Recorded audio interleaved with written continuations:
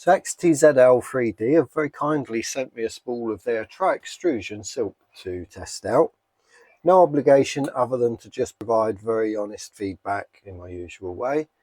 This is their BlueRedGreen and this is high speed tricolour silk. So it's the tri-extrusion type where depending on which side of the filament you look at, you see a different colour. So here you can see blue, goes into green, and there's the red. So these colours, they don't blend together to make one sort of amalgamated colour. Different facets of the print show different colours. It's a really cool effect. So I've done my usual bits and bobs that I print when testing stuff like this. So here's a spinning top. As it turns, you can really see those colour transitions coming in.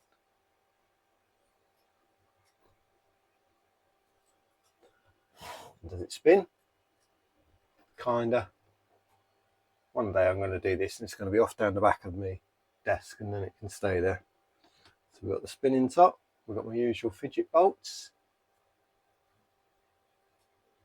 Again, you can really see just all the different faces. I've got such a lovely different transition of colour. Slight blemish there, but that's not the filament. And it's come up free as anything. So I've done a couple of those. And the thing with this is you never know what colour combination and shades you're going to get, which is really nice because each piece is ever so slightly different, even if you're printing identical stuff.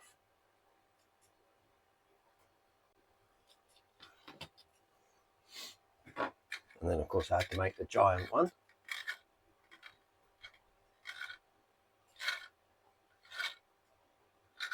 Again, it just shows off that colour transition.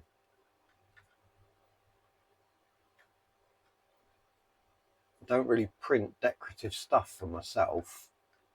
Most of what I design and print is just practical things, but I do like the almost magical shades you can get with this stuff. And for a silk, it's feeling fairly strong as well. Quite often with silks, the layer adhesion's not very good. So these are just a couple of little silly little chain links that I designed. You can print a load of them. I just clip them together as kind of a fidget.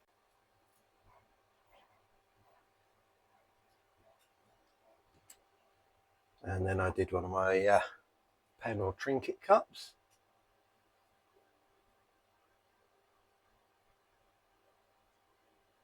You can see the swapping from one colour to another beautifully there, and even inside it.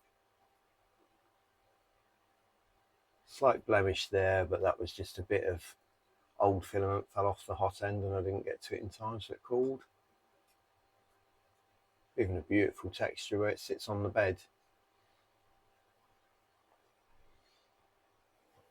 And I didn't even dry this stuff. So then I went to one of my trinket bowls, sorry.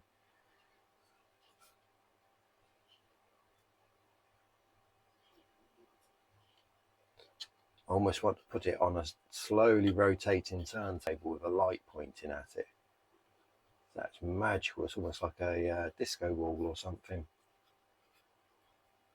Nice clean layers inside.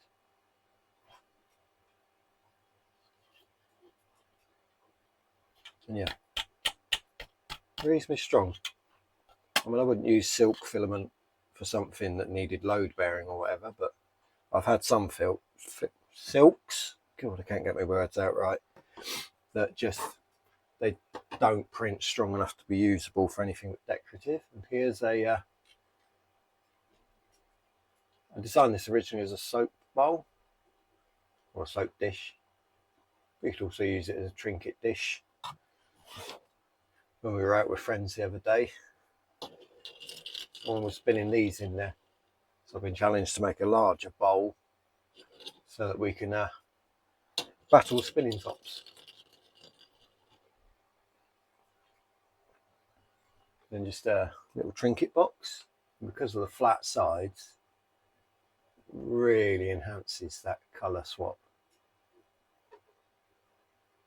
A little bit of a blemish on the lid, but again, that was just, it wasn't quite at the right height on the bed. And even inside you can see the different colours of the sides.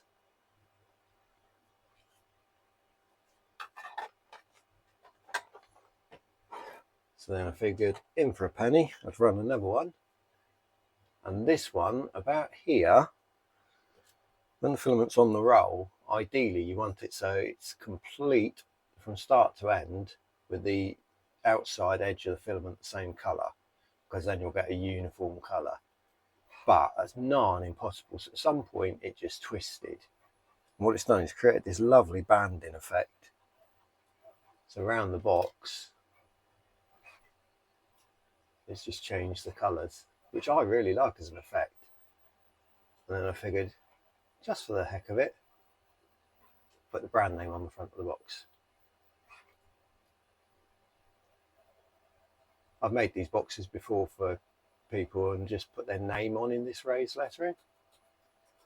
I figured, why not while I'm at it?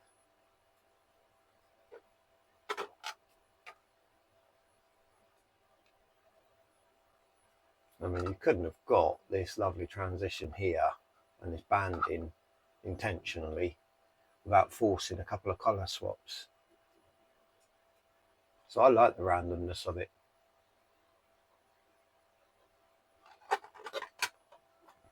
And as they're introducing their new stock, these are reusable spools. So you've got a button here and a button the other side. And I won't do it because it's got filament on it.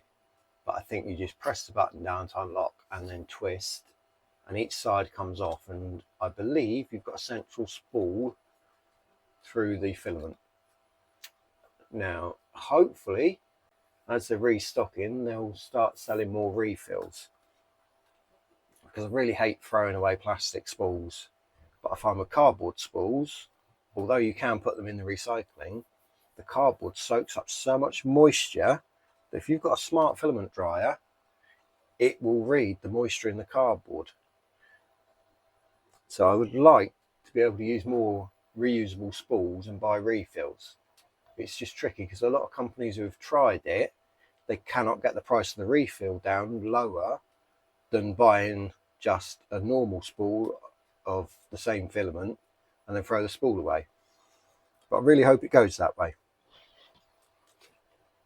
And I look forward to trying out a lot more of their filament. So this was the XTZL3D tri-extrusion high-speed silk in blue, red, green. And just for full disclosure, this spool was sent to me completely free of charge.